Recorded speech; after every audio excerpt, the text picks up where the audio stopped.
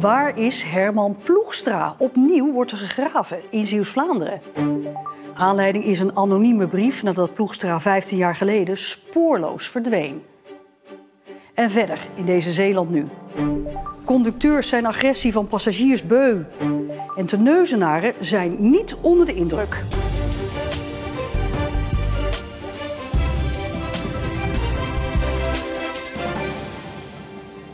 Goedenavond. Een nieuwe ontwikkeling in de zaak van Herman Ploegstra uit IJsendijke, die 15 jaar geleden spoorloos verdween. De politie gaat nu graven op een plek waar Ploegstra mogelijk begraven ligt, naar aanleiding van een anonieme brief. Dat meldt de Peter R. de Vries Foundation. Ploegstra werd op dinsdagavond 26 oktober 2010 voor het laatst gezien in een sportschool in Breskes. Hij vertrok daarna met zijn auto naar zijn huis in IJsendijke. En toen hij daar niet aankwam, sloeg zijn partner alarm. Een brandweervrijwilliger vond tegen middernacht zijn auto buiten Breskes aan de Duivelshoekseweg. De sleutels zaten nog in het contact en de portemonnee en papieren van Ploegstra lagen nog in de auto.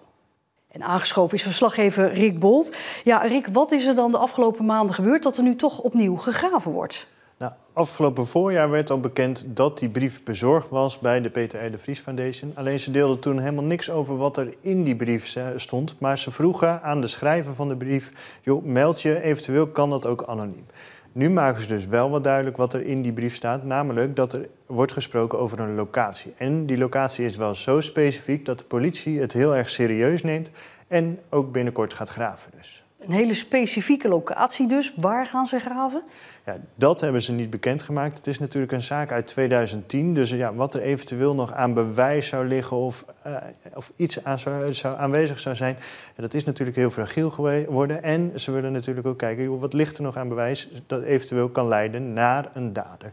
Maar het zal waarschijnlijk niet heel lang meer gaan duren. Want ja, er is natuurlijk één iemand die wel heel goed weet waar Herman Ploegstra begraven ligt. En dat is die dader. Ja, het lijkt een vaststaand feit hè, dat Herman Ploegstra niet meer leeft. Hoe is het dan voor de familie dat er nu weer een onderzoek komt? Ja, ze hebben in ieder geval door deze nieuwe ontwikkeling hebben ze wel weer een klein beetje hoop gekregen dat er in ieder geval duidelijkheid komt wat er met Herman Ploegstra is gebeurd. Rick Bolt, dankjewel. Van een ingetrapte cabinedeur bij 140 km per uur tot zware mishandeling. Bijna iedere conducteur en machinist op de Zeeuwse spoorlijn heeft met agressie te maken gehad. Dat blijkt uit een vakbondsenquête. Zo'n 100 van de bijna 200 medewerkers die op het Zeeuwse spoor werken, hebben de vragenlijst ingevuld. En meer dan de helft voelt zich onveilig tijdens het werk. Ja, we wisten wel dat er heel veel speelde. Ik praat heel veel met collega's. Maar deze uitslag, daar schrok ik zelf zeker van.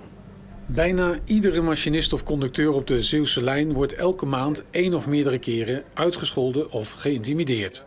1 op de 4 heeft het afgelopen jaar met fysieke agressie te maken gehad. Conducteur Mireille, die niet herkenbaar in beeld wil, kreeg er al eerder mee te maken.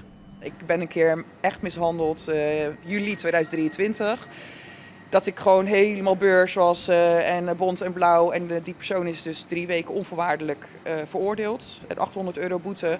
En zulke dingen maken wel indruk hoor. En ik ben niet bang, maar kloppen doet het niet. Als we kijken wat het meest voorkomt, dan zien we dat uitschelden en intimidatie door bijna iedere medewerker wordt genoemd. Bedreiging zonder wapen staat op 2, gevolgd door spugen. Nee, dat is zeker niet normaal en het zou ook niet mogen gebeuren. Maar we zien wel de verandering in de maatschappij en die gaan wij niet oplossen. Maar met name het fysieke geweld zien wij in de afgelopen periode wel stijgen. We hebben verschillende spuugincidenten gehad en de verharding blijft maar gaan. En ja, dat moet echt wel stoppen. Doet uw werkgever op dit moment voldoende? Nou, voor de korte termijn vinden wij dat er te weinig gebeurt. De werkgever heeft een verantwoording naar zijn personeel. Daar zullen op heel korte termijn gesprekken over gevoerd worden. Wat kunnen jullie doen om het veiligheidsgevoel voor collega's op de Zeeuwse lijn te vergroten? Met de lange termijn zijn ze wel met een aantal zaken bezig, zoals de bodycam, het vergroten van de bevoegdheden van veiligheid en service. Maar ja, daar moet je op wachten, dan moeten er ook regels veranderd worden. Maar nu, op de korte termijn, zijn we echt benieuwd wat NS voor ons kan betekenen. Bij het station in Goes staat onze Mark van Leiden. Mark, ja, wat gaat de NS doen met deze toch wel schokkende uitkomst van de enquête? Nou, ik sprak eerder met Wart van Geels. Hij is manager sociale veiligheid bij de NS. En hij had het erover dat er al extra beveiliging is op de stations van Vlissingen en Roosendaal. Daarnaast reizen er ook extra medewerkers van Veiligheid en Service, een soort BOA's, die reizen mee op de Zeeuwse lijn. Ja, wat er op de lange termijn gaat gebeuren, daar moet de partij uiteindelijk nog voor rond de tafel. Maar de vakbond, ja, die zal er ook wel geschrokken zijn van deze cijfers. Ja, absoluut. Want als je bedenkt dat bijna elke medewerker wel te maken heeft gehad ooit met agressie op die Zeeuwse lijn. En dat meer dan de helft zich onveilig voelt om daar te werken. Het was ook een reden voor de vakbond om die enquête daarom ook heel snel naar buiten te brengen. Ja. Nou werd er gisteren bekendgemaakt dat het demissionaire kabinet 32 miljoen euro uittrekt voor veiligheid in het totale openbaar vervoer. Gaat dat in dit geval helpen, denk je? Nou, machinist Mark die zei het net al in de reportage. Hij hoopte dat er bodycams worden aangeschaft voor de NS-medewerkers. Nou, dat lijkt ook te gaan gebeuren, want het kabinet demissionair kabinet heeft besloten 12 miljoen uit te trekken om bodycams voor NS-medewerkers aan te schaffen. Daarnaast nog eens 20 miljoen uit te trekken voor extra beveiliging van de stations. Ja, wanneer gaat er wat gebeuren? Hoe gaat het verder, denk je? Morgen gaan partijen rond de tafel, dus NS en vakbond gaan dan spreken over de uitkomsten van deze enquête. Dankjewel, Mark van Leijden. Wie een moestuin heeft bij volkstuinencomplex Levenslust in Vlissingen, wordt geadviseerd niet meer dagelijks groente en fruit uit die tuin te eten. Dat advies komt van de GGD Zeeland naar aanleiding van bodemonderzoek van de gemeente Vlissingen. En daaruit blijkt dat de PFAS-norm in de grond licht wordt overschreden. We zien een aantal lichte verhogingen, maar dat is geen reden voor de mensen om zich zorgen te maken. Gemiddeld genomen kunnen mensen gewoon hun moestuin blijven gebruiken. En daarom kijkt het bestuur van Levenslust positief naar de uitslag van het onderzoek. Er wordt al niet elke dag van gegeten, dus er is eigenlijk niks aan de hand. We gaan gewoon door zoals we nu bezig zijn, dus verandert helemaal niets. Er is ook onderzoek gedaan naar volkstuinen in Ritem en Soeburg. Daar werd de PFAS-norm niet overschreden. De politie zoekt getuigen van een steekincident vannacht op de Vlasmarkt in Middelburg. Daarbij heeft een man steekwonden opgelopen toen hij ruzie had met een groep jongeren. De groep is daarna weggelopen richting de Kromme Welen. De politie en de Koninklijke Marechaussee zochten daarna naar de groep en ook naar eventuele getuigen, maar hebben vannacht niemand aangetroffen. Voetbalster Ilyem Abali uit Vlissingen heeft een contract getekend bij landskampioen FC Twente, de meest succesvolle vrouwenclub van Nederland. Vorig seizoen werd FC Twente voor de 10e keer landskampioen in het vrouwenvoetbal. Abali voetbalde tot vorig jaar de zomer bij ADO Den Haag, maar had vanwege een langdurige blessure daarna geen contract meer. De afgelopen maanden trainde ze al bij FC Twente Vrouwen. Het is nu nog verboden, maar Staatsbosbeheer en de coöperatie Tapijtschelpen-Grevelingen gaan samen onderzoeken of het loont om in Zeeland tapijtschelpen te oogsten. Nu worden ze nog voor veel geld geïmporteerd uit het buitenland. Dat is eigenlijk het mooie van vanmiddag met het ondertekenen van de convenant, dat natuurorganisaties en de visserijorganisatie elkaar vinden. En dat we gezamenlijk willen kijken welke stappen er in de toekomst mogelijk zijn om die visserij te gaan beoefenen. Maar voor het zover is, moet er nog meer onderzoek gedaan worden. Onder meer naar hoe de natuur goed beschermd blijft.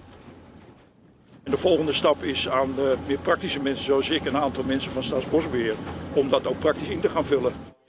En zo ziet het er straks uit als je de Zeeuwse tapijtschelp tegenkomt in de winkel. Het is de derde woensdag in september, oftewel de dag na Prinsjesdag. Het demissionaire kabinet Schoof presenteerde zijn plannen, maar voor wie eigenlijk? Er zitten nog maar 2 partijen in dat kabinet en volgende maand gaat Nederland alweer naar de stembus. We spraken met politici en kiezers in Terneuzen. De troonrede, weet je wat dat is? Nee. Dat is dat verhaal dat de koning voorleest met de plannen van het kabinet. Terneuzen, de dag na Prinsjesdag.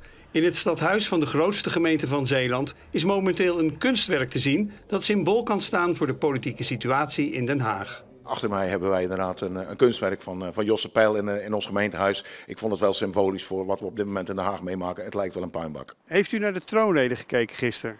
Ja. Vond u ervan? Kort en niet krachtig. Troonrede en miljoenennota zijn dit jaar geschreven door slechts 2 partijen, BBB en VVD. En volgende maand zijn er verkiezingen. Hoe serieus moet je het allemaal nog nemen? een kabinet wat maar een vijfde deel van de Tweede Kamer vertegenwoordigt. En dat komt dan allerlei plannen presenteren. Ja, dat vind ik wel jammer. Maar nogmaals, we hebben het er mee te doen. Het is denk ik vooral een momentopname van hoe onze chaotische politiek er nu voor staat. Maar ook een moment om mensen op te roepen om nu eens een keer heel serieus te gaan stemmen met je hoofd en je hart. Terneuzen is een stad met veel sociale problemen. Daar is in Den Haag maar af en toe aandacht voor. Een van de voorbeelden die wij nu hebben is de jeugdzorg. Daar zitten we al heel lang tegen aan te hikken, heel lang in gesprek met het Rijk. En nu krijgen we dan weer de compensatie voor 23 en 24, eenmalig 2,5 miljoen. Dat is hartstikke mooi, maar het is weer allemaal weer het dichten van gaten die zij laten vallen. En dat is gewoon jammer. Uit onderzoek dat is gedaan in opdracht van de NOS blijkt dat 68% van de Nederlanders weinig tot zeer weinig vertrouwen heeft in de politiek. En hier in Terneuzen lijkt dat niet anders te zijn. Ze zitten elkaar allemaal de bal af te pakken en ze zeggen maar wat. Door het geruzie, door de non-communicatie, gezamenlijk iets ondernemen, dat zit er niet in. Ik denk dat je er weinig mee op zit. Ik hoop het voor wel, maar... U was niet onder de indruk? Nee, ik was niet echt onder de indruk, nee. Wat er zit. Wat zegt u? Met zo'n stukje kabinet wat er nou zit, wat moeten die dan doen? Veel mensen vinden Den Haag een kermis geworden. En dat straalt af op de lokale politiek. Dat is wel heel jammer, want je kan als lokale wel je stinkende best doen. Maar op het moment dat ze er in Den Haag gewoon een puinbak van maken, ja, dan hebben wij daar gewoon last van.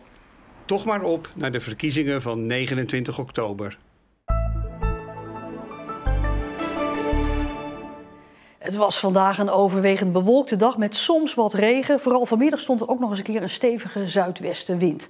Ook vannacht en morgenochtend nog wat regen, maar dan begint het op te klaren. Morgenmiddag dan wordt het al 20 tot 22 graden. En vrijdag wordt helemaal een fraaie nazomerdag. Het wordt wellicht nog boven de 25 graden. Maar vanaf zondag dan slaat het weer om. Straks nog een uitgebreid weerbericht van weerman Stefan. En tot zover hier nu, deze Zeeland Nu. Nog een fijne woensdagavond en tot ziens.